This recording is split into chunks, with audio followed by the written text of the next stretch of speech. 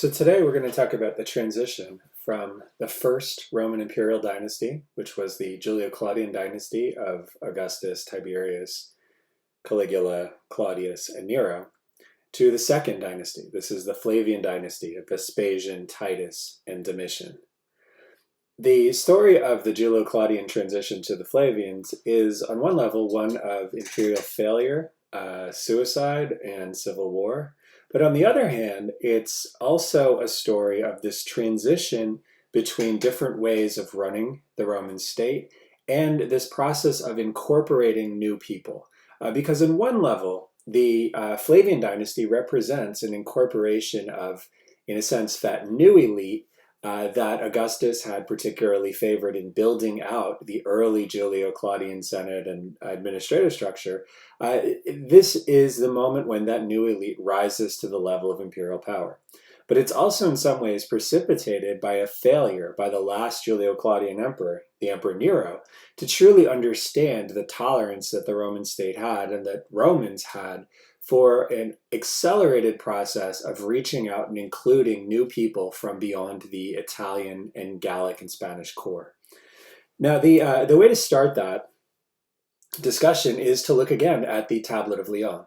Now, in the last lecture, we looked at the Tablet of Lyon and talked about this as an aspect of a policy that the Emperor Claudius puts in place that is a successful policy. It's a successful policy that looks at the considerable number of people in Gaul who have something to offer the Roman state at the highest levels. And despite questions from the Senate, it's a policy that the Emperor Claudius pushes through. And for the most part, this is a good thing for Rome. And Claudius, in making this case, is able to appeal back to the earliest Roman traditions of people like Servius Tullius, this Roman tradition of seeing where the skills of the people living in the Roman territory actually reside, and coming up with ways to incorporate the most talented and most skillful people at the highest levels of the Roman state. And so the Tablet of Lyon reflects a success, but it also reflects a level of resistance. Because Claudius does this, and it is a successful reform, but it's also not universally popular. It's something that generally also reflects concerns among the people who were in a position of power about sharing those powers with other people who were outside of that elite circle, but in terms of their financial wherewithal, their connections, and their reach, they were in some ways more influential than the people currently in the Senate. This is a traditional story of Roman power dynamics. It's the story at the beginning of the Republic when patricians refused or didn't wish to share authority and power with wealthy plebeians.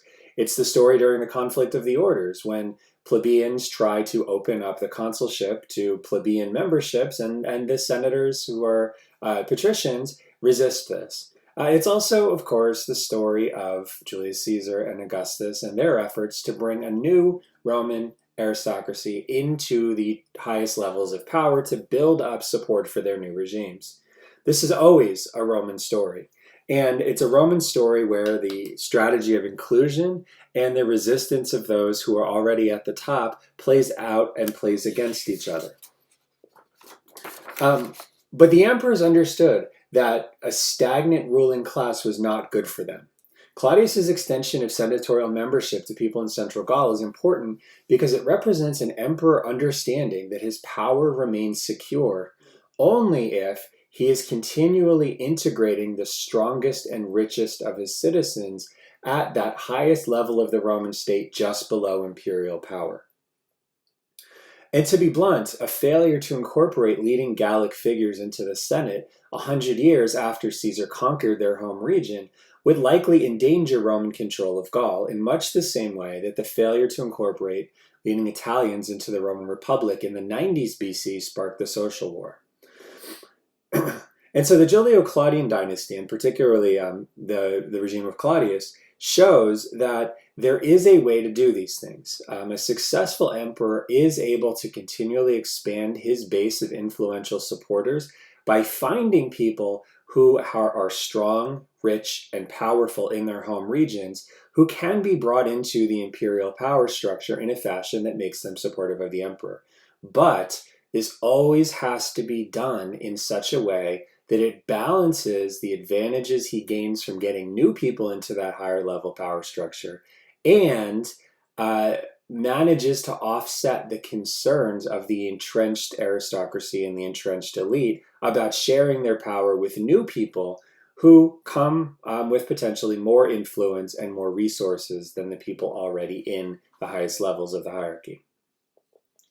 Now, ultimately, the Julio-Claudian dynasty would come apart because Nero, its final emperor, found himself unable to execute the delicate task of allowing Romans to feel that they continued to participate meaningfully in their political life while also extending opportunities to others and articulating a way of reigning that illustrated influence in a fashion that was understood by all of the people in the empire, not just Italians. And Nero's problems ultimately grew out of both a set of misjudgments about what the empire was willing to take in terms of the expansion of influential ranks of senators and others, and a basic set of behaviors that Nero didn't understand would bother these elite Romans. And so he compounded his own problems in a sense. And his failures forced Rome to confront the end of its first imperial dynasty and its first civil war in a century. But Nero is a wonderful study in the contrast between the image presented by the emperor himself, the image presented by our senatorial historians, and the image received by people in Roman provinces. So Nero took power in 54 AD at the age of 16. He was the adopted son of the Emperor Claudius. The power sharing, again, was not contested. It was clear that Claudius was willing to do this and was positioning Nero for this place as successor. It is a bit controversial because there were rumors, at least in Rome, that Nero's mother had poisoned Claudius so that Nero could take over. But what we see in these images of young Nero is a very conventionally defined public image of Nero as a Julio-Claudian emperor. And for most of the first 5 years of his reign, Nero actually worked as a kind of cipher for the senatorial philosopher Seneca. Seneca was supposed to be Nero's tutor and his mentor, and for a time he exercised a great deal of control over the policies that Nero followed. But between 59 and 62 AD, Nero began to move away from the influence of Seneca. Seneca was first sent into retirement, and then Nero began to change his policies and his image. So we see this reflected in Nero's portraits. These are early Neronian portraits. And you can see that this is a set of portraiture that's designed to echo the portraiture of Augustus. And one of the clear giveaways of this is when you look at the hair. If you look at the top of Nero's hair, you see in the very center above his nose, sort of the second layer of hair, you see this kind of lobster claw, where the hair kind of divides like a lobster claw. This is a typical hairstyle of the Emperor Augustus. And so this can be seen as, and you can see on this image of Augustus, you can see the lobster claw hairstyle, again, right above his nose. This is something that is done quite deliberately. Nero is made to look like Augustus because you're seeing an effort to make Nero's portraiture emphasize his connections with the Julio-Claudian dynasty. But as we get into the later 60s, so after about 63, 64 AD, Nero's portraiture changes. It stops being recognizably Julio-Claudian and instead becomes something that is very distinctive. This is a portrait of Nero. It's possibly recarved. You can see the way the hair is done. It's not normal for human hair to do that. So this may well be a recarved portrait, say, of Caligula. But these are what late portraits of Nero look like. You can see the move away from those Julio-Claudian features. You can see the move towards emphasizing his his overweightness. You could see the facial hair, which was not part of Julio-Claudian portraiture. You can also see that those nice, clean lines that defined Neronian portraiture here, the nose and the clean lines along the eyebrows, those are gone. What you have instead is a face that is, maybe not natural, but a face that looks quite different. The nose is different. The eyes, the way the eyes are presented are different. This is a distinctive portraiture. And the change in the portraiture is something that also is reflected in the way ancient sources describe Nero's life at that time. Ancient sources describe Nero descending into a life of kind of complete indulgence. And so the overweightness is something that's supposed to be identifiable with that decline into indulgence. The stories that are told are that Nero spends large amounts of money on luxury and entertainment. And then when he ran out of money, he charged wealthy people with crimes, had them executed, and confiscated their wealth. And the reason it was said was to finance his pleasures. By 64 AD, things got much worse for Nero. And this is because Nero had begun work on a large palace complex in an area of the Forum that caused Nero to move out from the relatively economical and small accommodations that were favored by Augustus and Tiberius. One of the things that Augustus had done was to give the illusion that he remained equal to senators in everything but the authority exercised by living in a nice but not overly grandiose house on the Palatine Hill. But as Nero was pivoting to a different way of ruling, Nero also came to believe that a Roman emperor needed to have actually a residence that befit someone who was a Roman emperor. And so it should not be just another senatorial residence. It should be a palace complex. A palace complex that resembled those that were exercised and used by sovereigns across the Mediterranean. Now, the building of the Domus Transitoria, so as it was called, was progressing when a large fire swept through Rome in 64 AD. This is the fire that famously Nero is blamed for, and the story of Nero fiddling while Rome burns, it concerns this fire. Now, Nero was blamed for this probably unfairly. Fires were a major problem in Rome. Rome was an overcrowded city with largely wooden construction that was many stories tall. People would burn fires in their apartment buildings. The apartment buildings were dense, and fire could jump from one to the other quite easily. So this fire in 64 was not Nero's fault, but people believed it was. And Nero made a series of choices after the fire that really exacerbated the problems that Nero had. One of them was to use the clearing out of the space between the Palatine and the Caelian hills as an excuse to build a giant palace on the land that had once been public land and housing. This was something that was called the Domus Aurea, and here you can see just a small part of what's left of the Domus Aurea. The Domus Aurea is actually a space that you can still visit, but it now exists under the baths of the Emperor Trajan, and so this is why the plan is as it is. Now, the Domus Aurea complex was something that was decorated with gardens, a giant lake, and a colossal statue of Nero. And it was also magnificently big. So on the right, you see an image of what the Domus Aurea, what some of the remains of the Domus Aurea now look like. Suetonius describes it this way. He says, the following details will give some notion of its size and magnificence. The entrance hall was large enough to contain a huge statue of Nero that was 120 feet high. And the pillared arcade ran for a whole mile. An enormous pool, like a sea, was surrounded by buildings made to resemble cities, and by a landscape garden consisting of plowed fields, vineyards, pastures, and woodlands. All the dining rooms had ceilings of fretted ivory, the panels of which could slide back and let a rain of flowers or perfume from hidden sprinklers shower upon the guest. The interior that we see actually is quite suggestive of the luxury of this space. So here's just a hallway in the Domus Aurea. You can see both how large it is and then how incredibly thoroughly decorated it is. The main dining room, and this may well be the main dining room, the main dining room was circular, and its roof revolved day and night in time with the sky. Seawater and sulfur water was always on tap in the baths. When the palace had been decorated throughout in this style, Nero dedicated it and condescended to remark, "Good, now I can at last live like a human being." Now, the implication in this is that Nero has lost that connection with the Roman past and with other Roman citizens that represented that fundamental linkage that made the republic of the emperors, the republic of the early emperors like Augustus and Tiberius, actually function.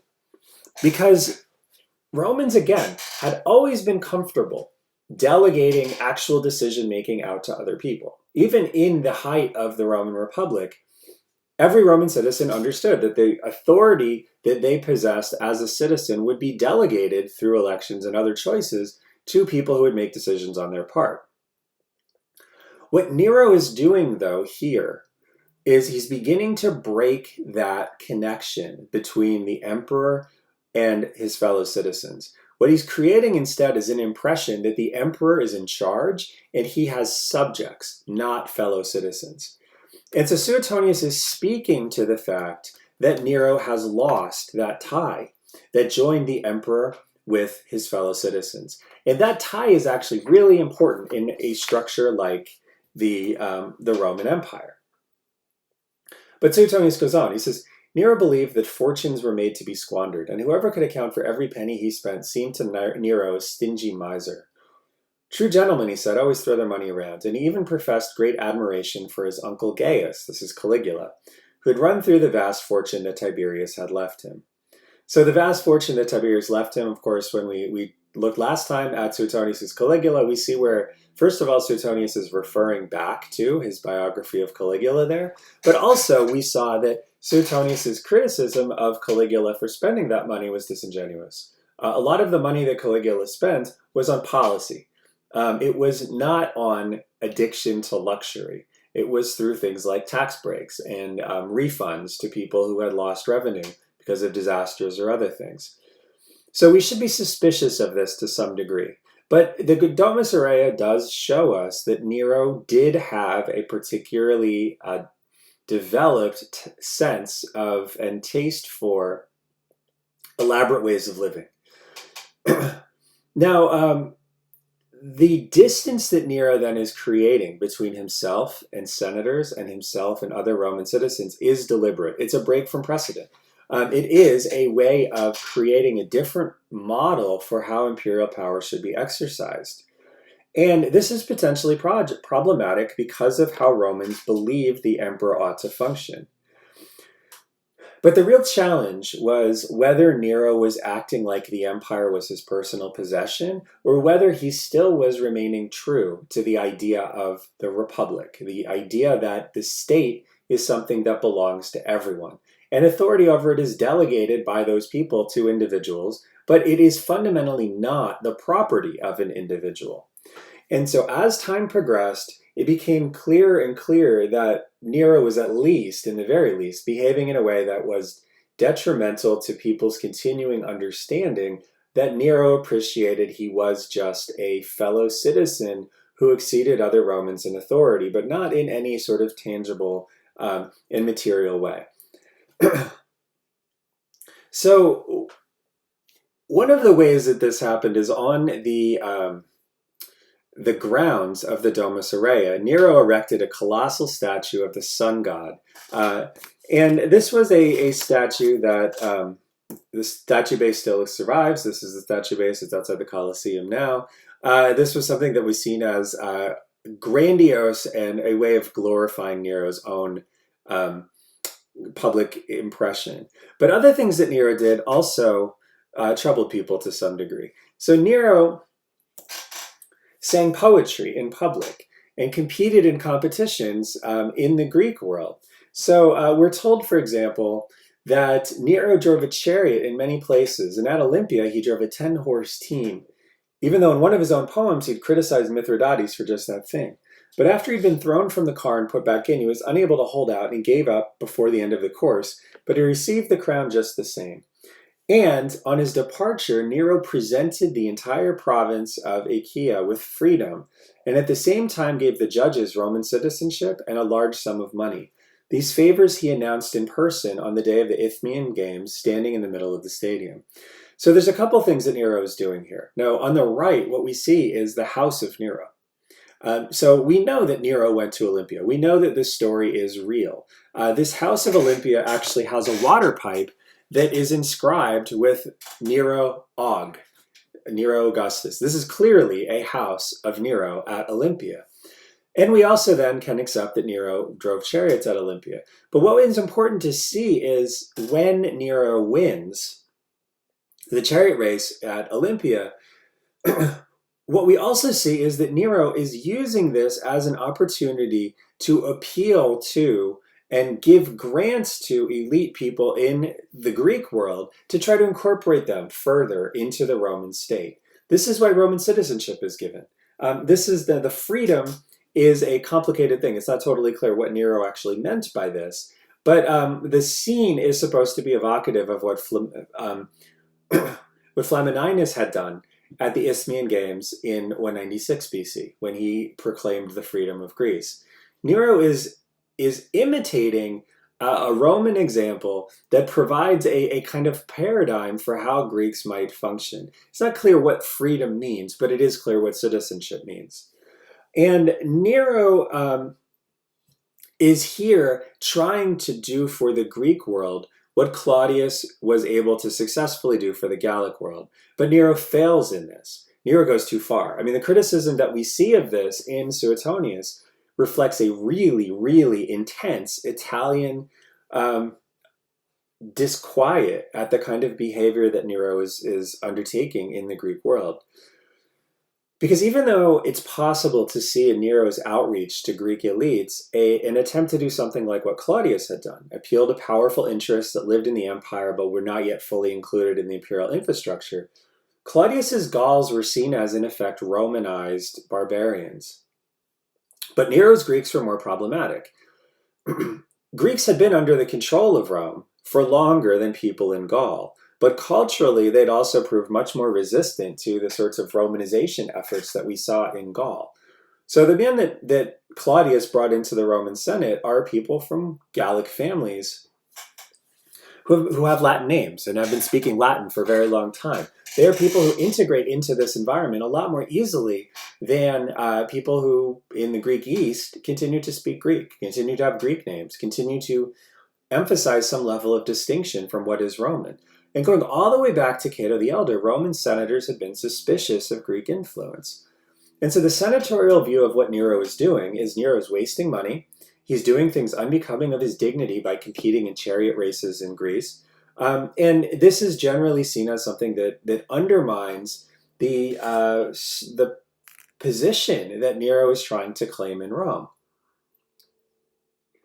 But the other side is also interesting, because Nero seems to be genuinely popular in Greece and the Greek-speaking parts of the Eastern Mediterranean. He's so popular, in fact, that after Nero dies in 68 AD, fake Neros continue to pop up and try to take imperial power in the East for more than 20 years after Nero's death. And so Nero's outreach to the East is successful. Nero's ability to integrate these new people, these new powerful elites, into the Roman state structure without overly upsetting people already in the Senate and already in the highest levels of the Roman state. That's what fails. And so that failure means that Nero was not able to build up a power base in the East that was sufficiently strong to prevent him from succumbing to the anger of the Senate, which was still overwhelmingly made up of Western people from Italy and surrounding provinces. And Nero reacted badly to this senatorial anger. Nero put senators on trial. He's even said to have murdered his own mother. Now, it's possible that there's a more generous view of Nero. I think that what we can see is someone who is very deliberately thinking about policies that allow him to pivot from the senatorial elite of people like Seneca to a broader imperial elite that he can then incorporate into a power structure that he can remake in a way that's much more favorable to his interests. And not only that, not only is Nero kind of a visionary who's a little bit ahead of his time, but Nero also had some real achievements. So, for example, this is a coin of Nero with the closing of the doors of the Temple of Janus.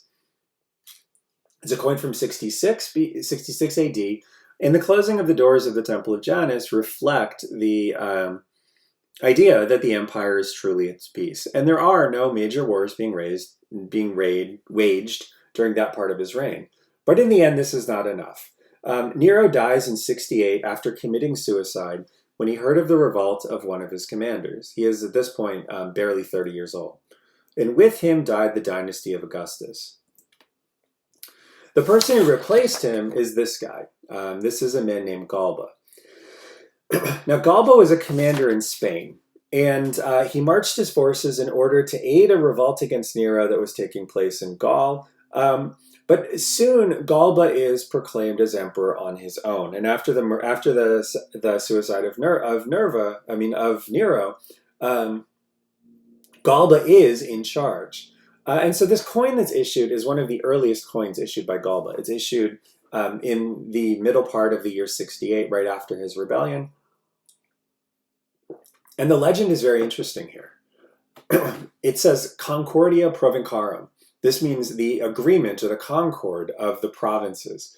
And this is what Galba is advertising, because it's a provincial governor who revolted against Nero. And what Galba is promising is an end to the division of the provinces against the central administration. What Galba does is he poses as a traditionalist. But Galba's failures, which are significant and quick, come about because the traditionalist in Galba is not able to appeal to some of the elements in Rome that retain affinity for what Nero had done. And particularly, Galba is not able to appeal to and sustain the support of the Praetorian Guards in Rome, who should protect him. And so Galba falls pretty quickly. And following in quick succession then are revolts by Otho, who is a Roman acquaintance of Nero, who has Galba killed in early 69. And then Vitellius. And so Otho is on the left. And Otho is, in some ways, one of the greatest Roman portraits ever, because you can see in the front of Otho's portrait, you can see that Otho is very clearly wearing a hairpiece. The front of his hair and the back of his hair do not match. And so it's actually a really wonderful thing to see on Roman coins. Otho's revolt then prompts a rebellion by two other people. A man named Vitellius, who comes down from Germany and battled Otho until Otho committed suicide to avoid Roman troops from killing each other. And if you look at Vitellius, you can see this is a figure who, again, had a bit of a weight problem. Vitellius is not a remarkable emperor for anything other than the fact that he was renowned as a gourmand. And so Vitellius is known as the emperor who likes to eat. And Apicius, who wrote a Roman cookbook, mentioned some of the recipes, some of the most rich and enticing recipes were favorites of the Emperor Vitellius, simply to imply that these must be really good because Vitellius knew his food, and Vitellius was particularly fond of this. Now, the process of rebellion that we see is once Nero is unable to hold on to control of the empire, the structure that Augustus created with one significant figure in charge over this vast sort of infrastructure and vast hierarchy, once that individual is gone, then that hierarchy breaks down into its pieces. And so this is why provincial governors who do not have the resources to challenge an emperor all on their own start challenging each other. This is also why Otho is able to take advantage of the fact that the Praetorian Guards are the only army forces, or the only military forces allowed in the city of Rome. Otho builds a power base by appealing to the Praetorian Guards and overthrowing Galba that way. But what the death of Nero shows is that the structure that Augustus created, again, depends entirely on that one individual who stands atop it. And once Nero no longer was able to control this whole structure, it brought about anarchy. And this is why the year after the suicide of Nero is called the Year of the Four Emperors. The year 69 saw four different people as Roman emperors. Galba, overthrown by Otho. Otho, defeated by Vitellius. But ultimately, the person who wins this is Vespasian. Now, Vespasian wins in large part because in that division of resources across different elements of the Roman state and the division of the army across different commanders scattered across the Roman Empire, Vespasian had the largest and best troops in that division. And this is because Vespasian was a military commander in Syria who, at the time of Nero's death, was in the process of putting down the Jewish revolt that would culminate in the destruction of the Temple of Jerusalem. And this, of course, put him in a good position to take charge of the state because his forces were the best trained, they were the most battle-tested, they understood how to conquer cities in a way that these other forces had less experience doing, and they were very loyal to him.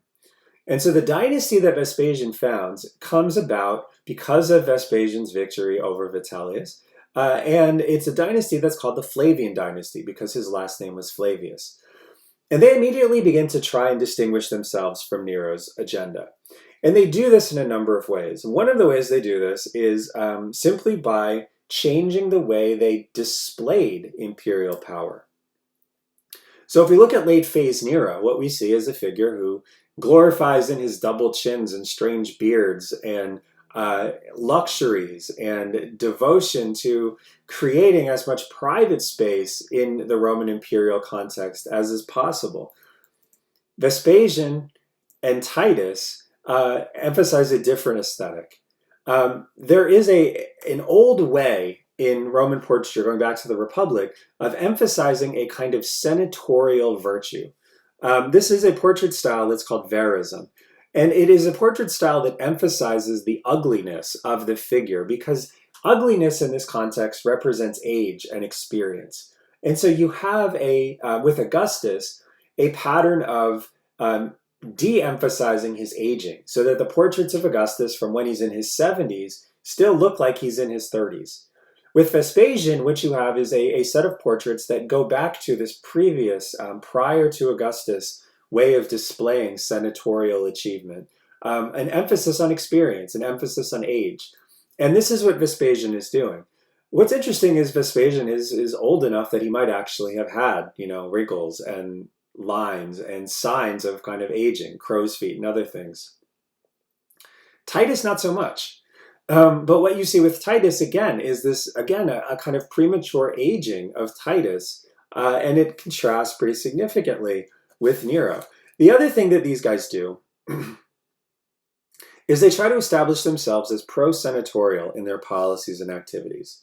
So Vespasian and Titus are known for favoring philosophers and wealthy members of Roman society, in contrast to Nero, who is seen as disregarding the Senate, particularly after the murder of Seneca, and also seen as hostile to philosophers, but eager to please people who were non-senators and people from the East in particular. The contrast to Nero is important because what it allows Vespasian to do is communicate that the stresses that Nero's embrace of megalomania, Nero's embrace of these giant palaces, Nero's embrace of his own distinction from senators, Vespasian is able to say that that has ended. He's doing something that is traditional, something that's customary, something that's grounded in the way that the Republic is supposed to work, even if there still remains an emperor who's in charge. And so one thing that the Flavians are doing, the first phase of the Flavian dynasty is doing, is emphasizing a break with Nero. But the other thing they're doing is emphasizing continuity with the successful emperors that preceded them. And we can see this from a very interesting text. This is a text that's called the Lex de Imperio Vespasiani. And it's a text that actually lays out the sort of legal basis of the powers that Vespasian will exercise. It's not totally clear what, this is a law, but it's not totally clear whether this is a law that's put out by the Concilium Plebis, whether this is a law that's put out by the Senate.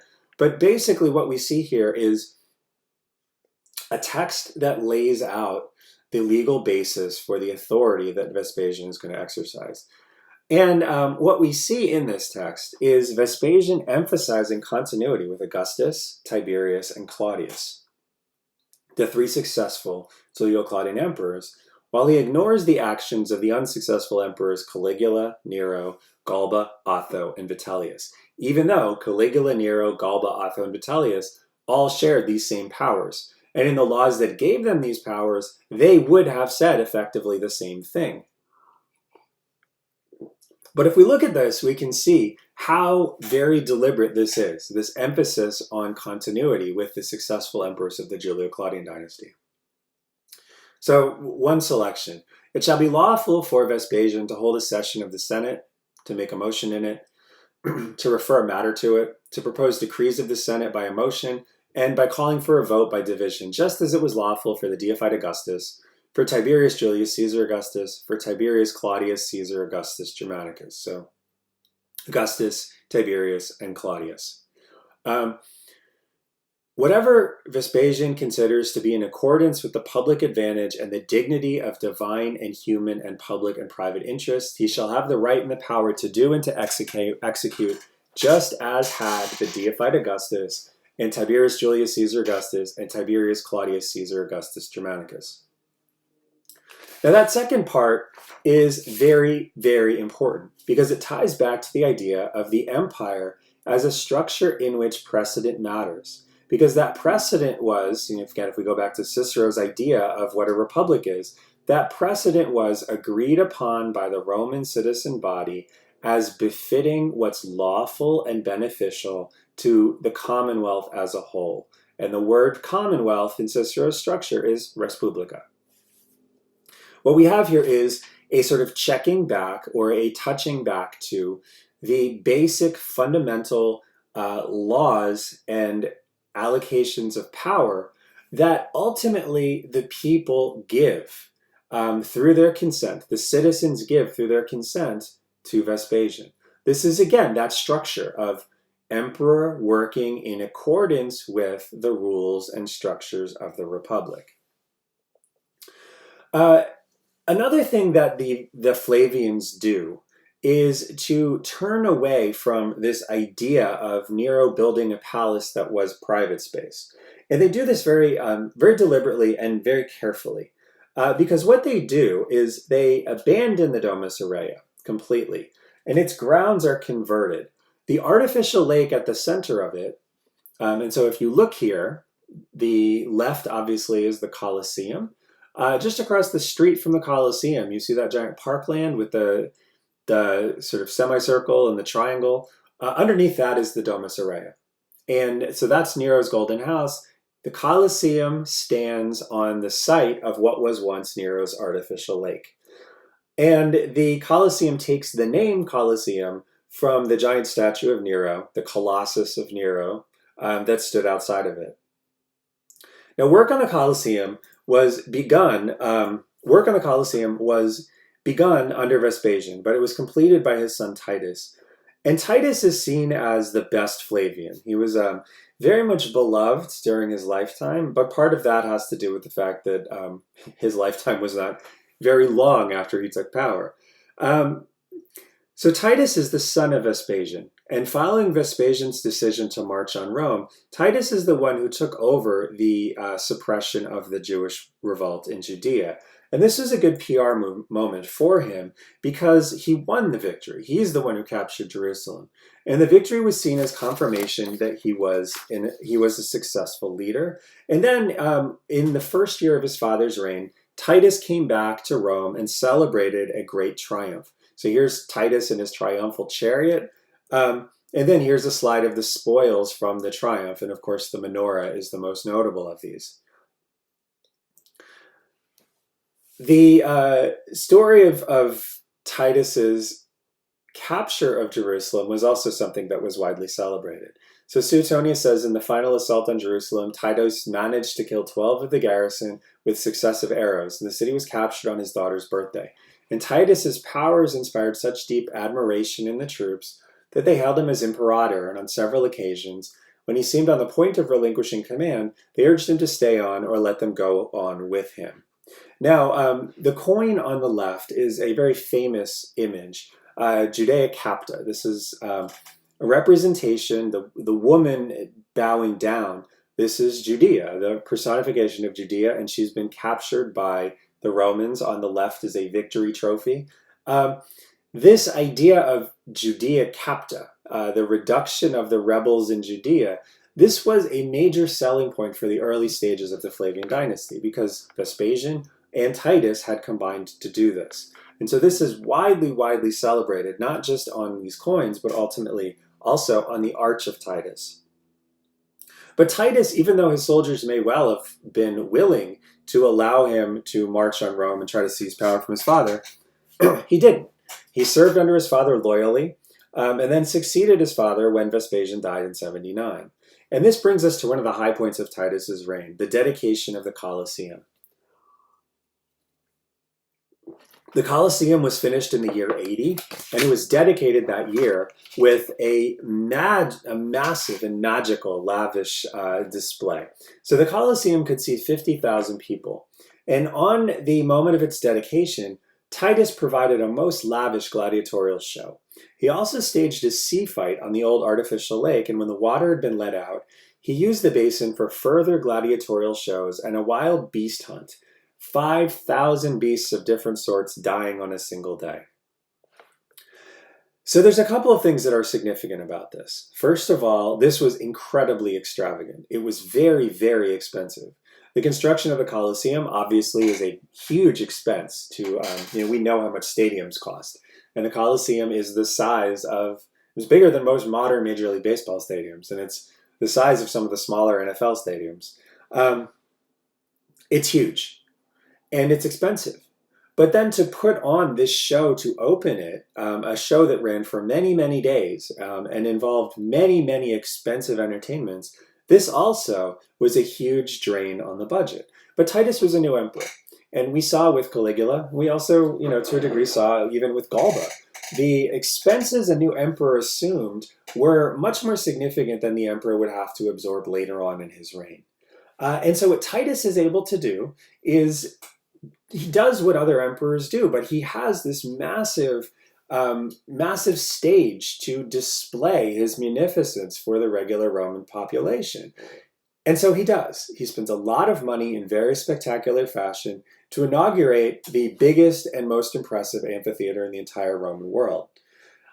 And then, not long after the games finish, Titus dies. And so I think we can understand why Titus, who reigns for, less than 2 years, we can understand why Titus would be seen as one of the best Roman emperors ever. He takes power after his father. He does all of the good things to try to build support for his regime in the immediate aftermath of taking power. He's a military hero for the capture of Jerusalem. And then, right near the end of his reign, he inaugurates the Colosseum and puts on massive spectacles that lots and lots of people enjoy.